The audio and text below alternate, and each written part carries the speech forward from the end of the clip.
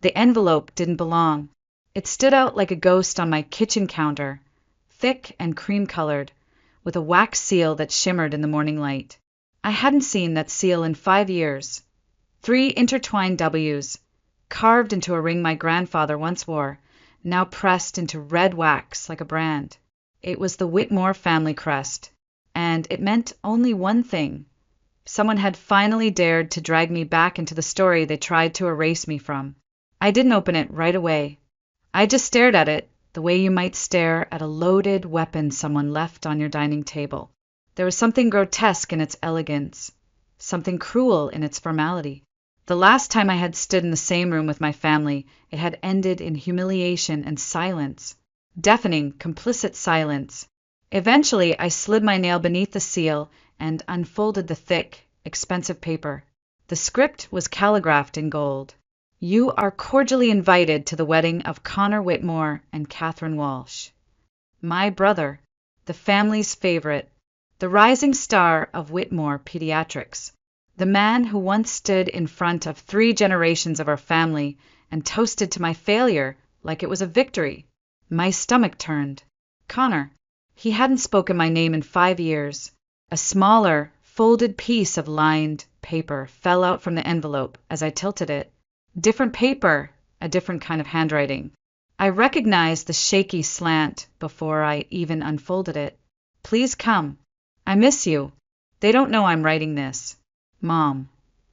I stood frozen, my thumb brushing over the words again and again like they would change into something braver, something better. But no, that was it.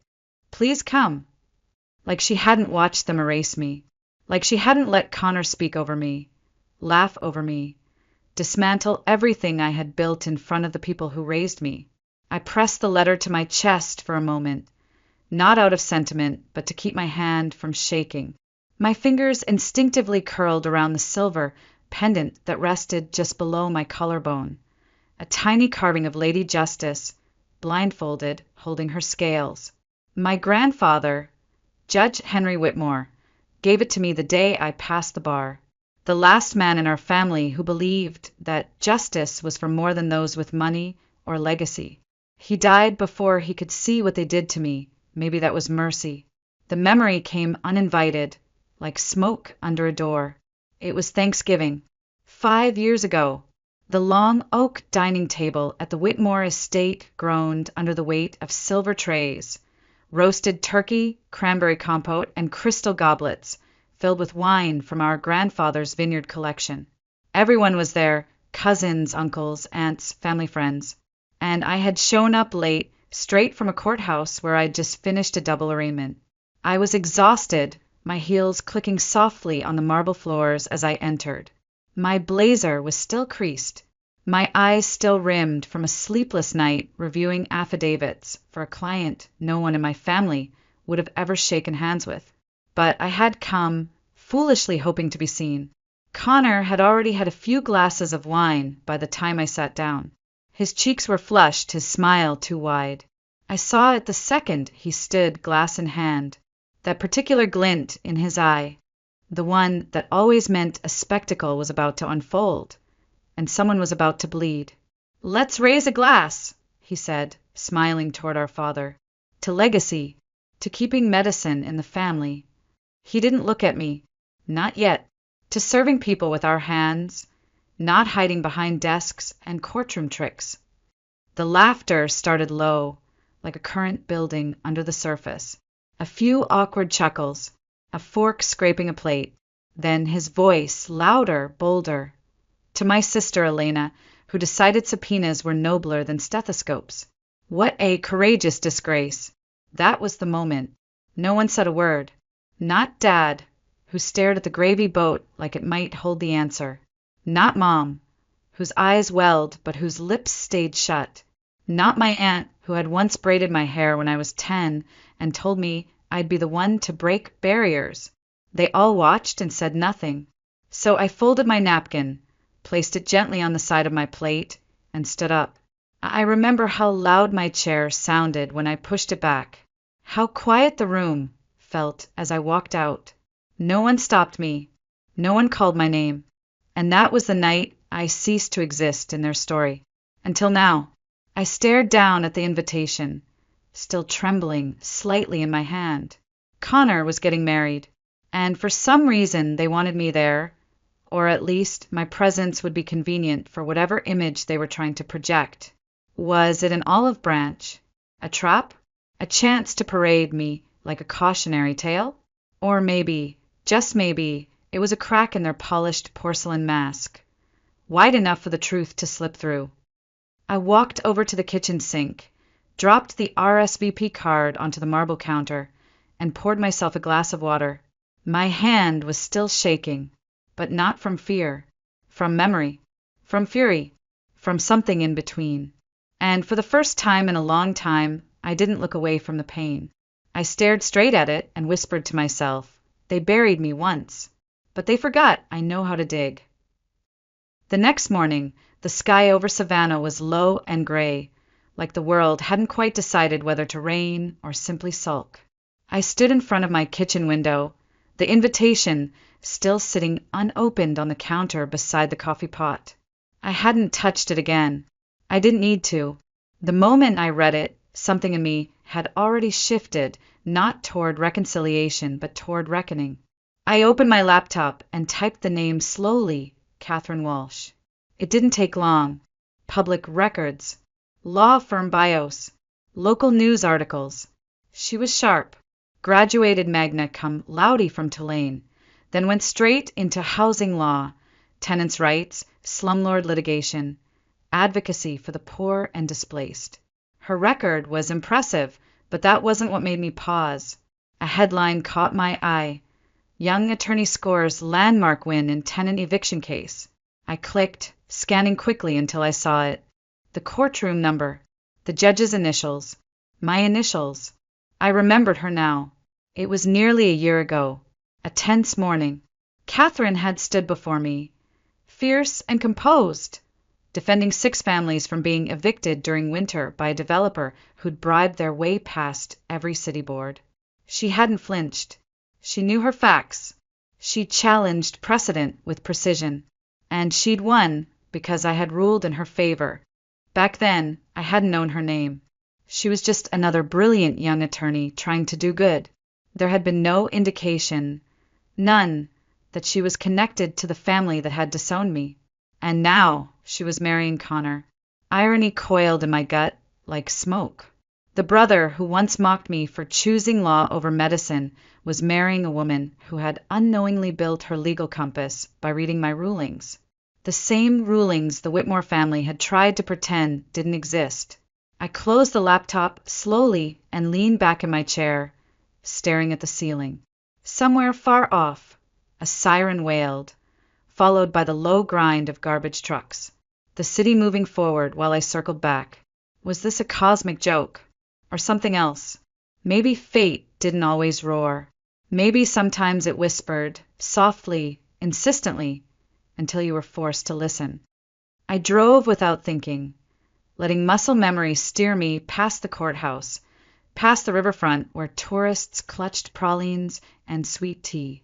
15 minutes outside town, tucked behind a wrought iron gate and a row of drooping oaks, lay the Whitmore family cemetery. I parked near the back, grabbed the small bouquet of lilies from the passenger seat, and followed the winding gravel path until I reached him. Judge Henry Whitmore, my grandfather. His grave was modest by family standards. No angel statues, no marble bench, just a rectangle of stone, slightly faded, with 5 simple words carved beneath his name: justice without fear, integrity without compromise. I knelt beside him, brushing a few leaves from the base of the headstone. I got an invitation, I said quietly. Connor's getting married, and for some reason they want me there. I placed the lilies down gently, then pulled from my coat pocket a small yellowed envelope. I'd carried it for years, never opened it. Grandpa had given it to me in the hospital a week before he passed. When you're ready, he'd said, voice weak but eyes steady. I was never ready. Until now. With trembling fingers I broke the seal. Inside was a single sheet of paper, folded twice. His handwriting was still strong, if a little shaky near the end. Elena, real power isn't loud. It doesn't bark or beg. It stands. It waits. It endures. You weren't born to please them. You were born to outgrow them. And one day, they'll see who you really are. Love, Grandpa. I didn't cry. Not right away. But something inside me loosened, cracked, and made room for breath again. I sat there a long while, letting the words echo, letting the weight of them settle. All these years I had tried to explain myself, to justify why I chose a courtroom over a clinic, why I stood for people no one else would defend. And all along, the only man whose approval had ever mattered had already given it freely. They had tried to shame me, but I had built a life that needed no permission. That night I poured a whiskey. Just one. No ice. I held the RSVP card in my hand again, flipping it back and forth like it might answer its own question. Attend or decline. 5 years ago, I would have torn it up and walked away without a word. But that woman, the one they banished, she was gone. In her place was someone else. Someone forged from silence and rulings and resilience. I grabbed a pen. I'll be there. The restaurant hadn't changed. Rousseau sat tucked behind flowering dogwoods off Bull Street, a place where Savannah's upper crust went to be seen without seeming like they wanted to be. The kind of place where white tablecloths were pulled so tight they looked like stretched canvas, and waiters moved like shadows between tables, lit only by candlelight and silent judgment. I arrived early, not out of eagerness but calculation. I wanted to see her walk in. I sat at a two-top near the window, my back straight, blazer crisp, pendant tucked just beneath the collar. I wore no makeup save for lipstick the color of dried roses and silence.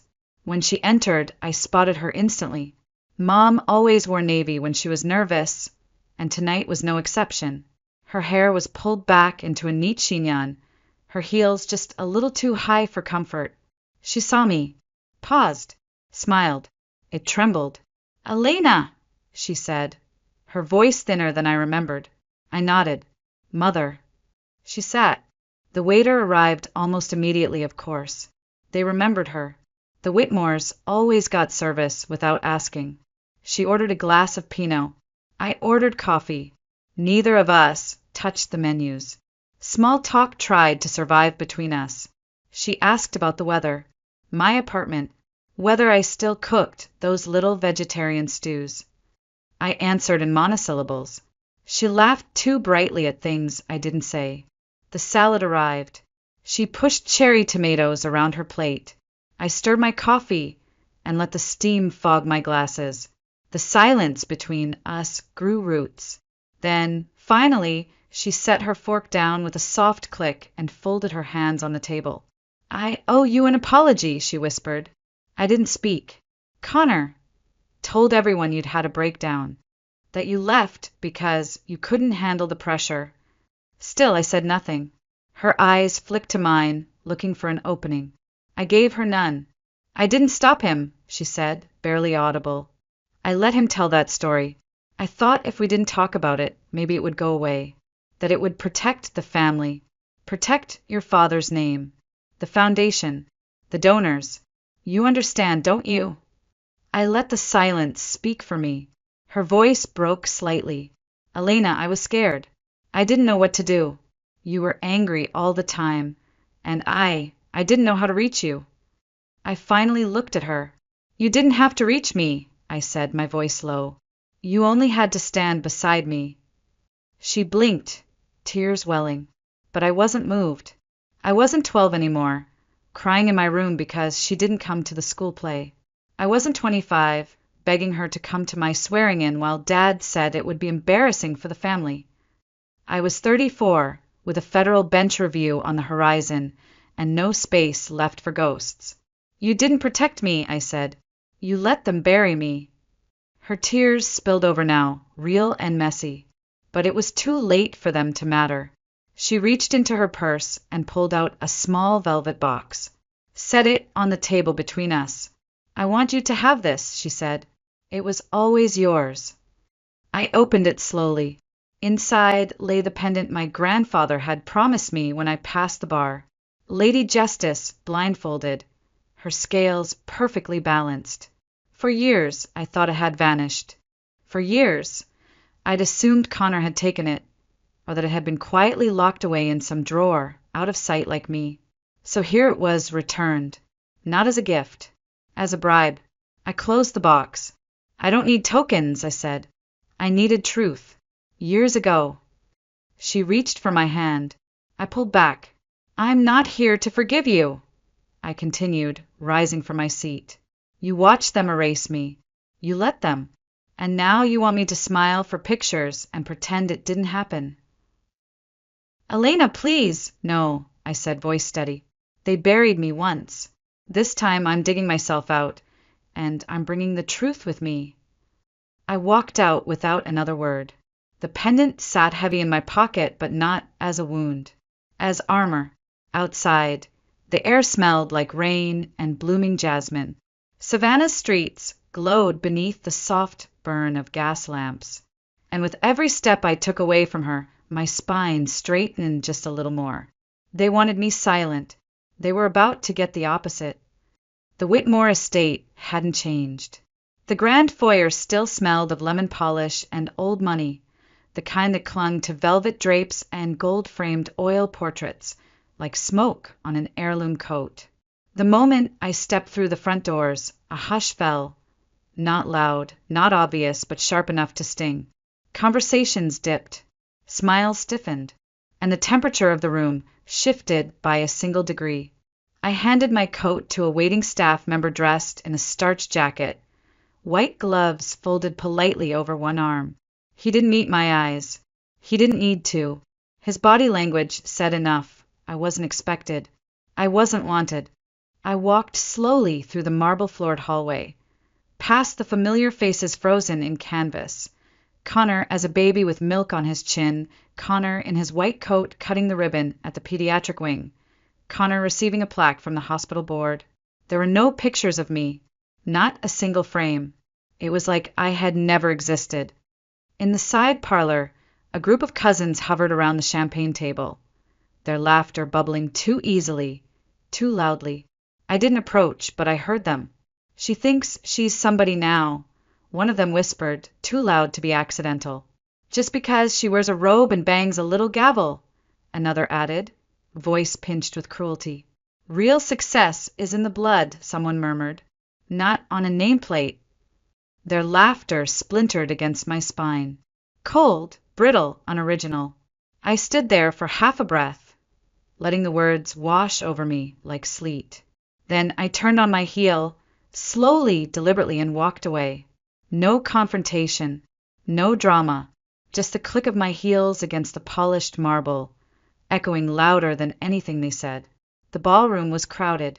A chandelier the size of a car hung overhead, its crystals throwing fractured light across silver trays and champagne flutes. The entire Whitmore clan had assembled, doctors, donors, politicians, socialites. I moved through the space like a shadow, unbothered by the polite nods and tight-lipped smiles. I wasn't here to fit in. I was here to see what they'd built on top of the hole they'd left me in. Connor stood near the fireplace, wearing a navy tuxedo and the same smug grin. He wore the night he made me the punchline of Thanksgiving. His arm curled possessively around Catherine's waist, though her posture seemed tight. Her eyes flicked toward me, then away. Someone clinked a fork against a glass. The room fell into silence. Connor raised his flute. I'd like to thank everyone for coming, he said, voice rich and resonant like he'd been rehearsing it all week. It means the world to us to have our family here, those who've carried the Whitmore name with honor and pride, and our closest friends, who've walked beside us in every chapter. There was polite laughter, a few claps, and of course, he continued, eyes sweeping the room until they landed on me for just a second too long.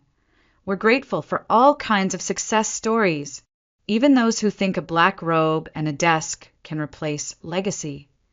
The laughter that followed was louder this time, some real, some nervous. A few people glanced at me, gauging whether I'd flinch, whether I'd shatter. I didn't. I held my glass steady. I didn't raise it in toast. I didn't drink. I just stared at him, expression blank, eyes unblinking. If he wanted a reaction, he wouldn't get it. Not yet. The applause faded. The music returned. Catherine turned toward him, lips smiling, but her eyes didn't match. There was a flicker of something else. Doubt maybe. Or the beginning of recognition. I moved to the edge of the room, near a tall arched window that opened onto the back veranda. The air was thick with perfume, champagne, and the sweetness of things left unsaid. A few moments later, I felt him behind me before he even spoke. Connor. He leaned against the railing beside me, his glass swirling amber. Quite the turnout, huh? He said casually. I didn't answer. He took a sip, then glanced sideways. You've made quite a splash, Elena, he said, smiling like a man who thinks he's already won. Showing up all righteous, draped in that little pendant like it means something. Still, I said nothing. He chuckled, low, condescending. You know, he said, you throw a fit and you look petty. You stay quiet and you look weak. Either way, I win. I turned to face him, slowly. One more public lie, I said, voice flat and sharp, and I won't stay quiet. He froze mid-sip. For a moment, there was no sound but the wind through the hedges and the clink of glasses behind us. Then he smiled again. Smaller this time. Meaner. You wouldn't dare. I didn't respond. I didn't need to, because I already had. The next event came fast, just 24 hours later. A formal cocktail gathering at one of the Whitmore family's oldest allies, the Maddocks, whose estate had once been a plantation and now posed as a venue for curated Southern opulence. Twinkle lights wrapped the centuries-old columns. A jazz trio played by the hedges. The air smelled like gardenias in control. I arrived late this time, on purpose. The crowd inside was thicker. Familiar faces I didn't care to remember, and strangers pretending to care. I weaved through conversations like smoke, intangible watching. I spotted Catherine before she saw me. She stood near the fireplace, surrounded by a circle of older women in pastel dresses, all nodding politely as she spoke. Her hair was pinned back in soft waves. She wore a deep green gown that clung to her with quiet confidence. But her shoulders, they were too straight, too tense. I moved closer. So we cited Judge Whitmore's 2023 opinion on tenant protections, Catherine was saying. It completely changed our case strategy. Honestly, her reasoning reshaped the way I think about public interest law. The words hit like a match dropped in dry grass. For a second, no one else reacted. The name meant nothing to them, but it meant everything to me. Catherine had read my rulings. She had learned from them, modeled her career, her fight for the underserved, off the very person Connor had called a disgrace. And she didn't know. Not yet. Connor appeared beside her a moment later, slipping his arm around her waist like possession. He'd caught the tail end of her sentence. Oh, that was just a novelty case, he said smoothly. You know how some judges dabble in political fluff to make headlines. I didn't move. Catherine frowned slightly, eyes flicking toward him, then past him to me. Recognition hadn't dawned yet, but something in her changed. A subtle stiffening, a fracture. I stayed quiet. Not yet. Another hour passed. Laughter, wine, empty chatter. It all blurred around me. I didn't touch my drink.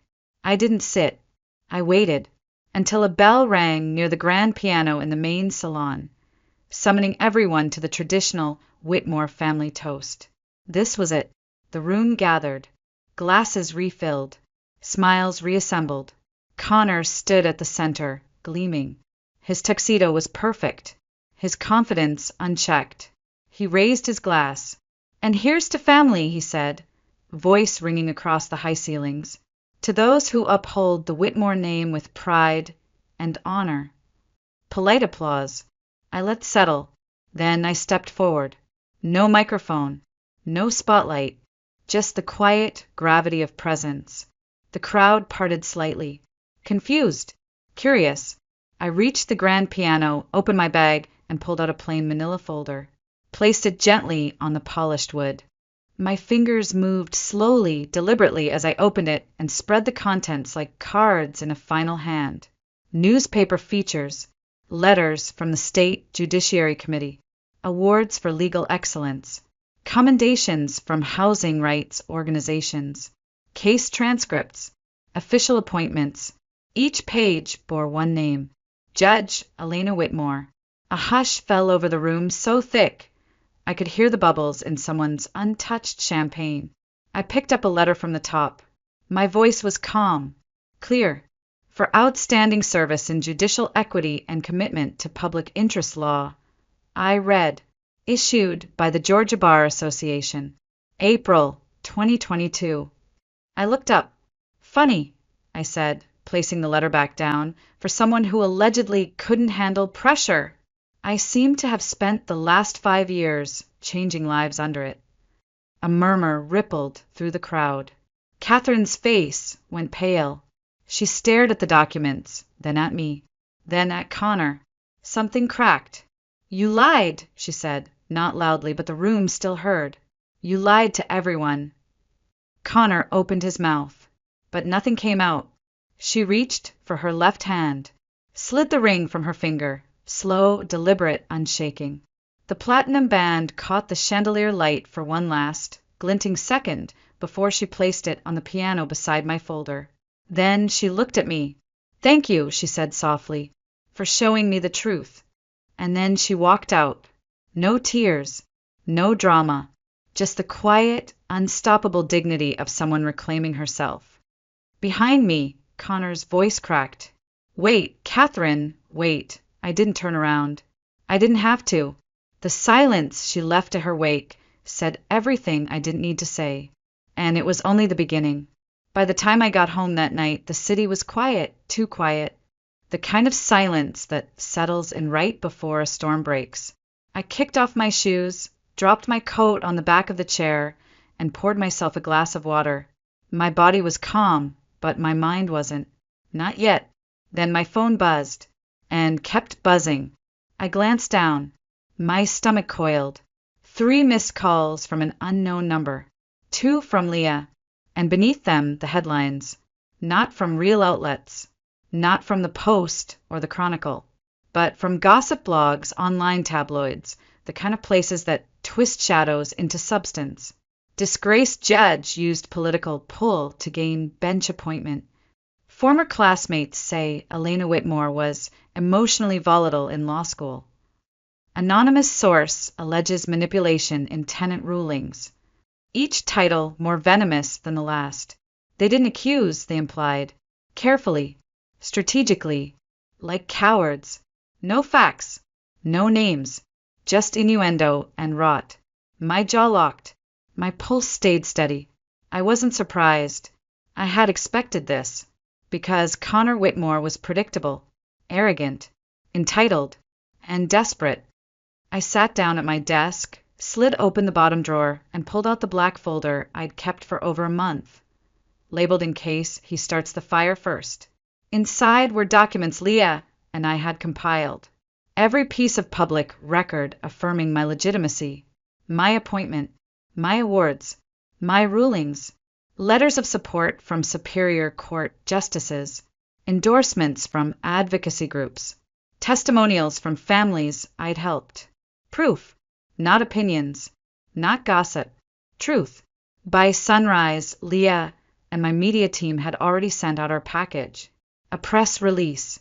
A single quote in bold at the top. Facts are stubborn things. John Adams. No hashtags. No outrage. No defense.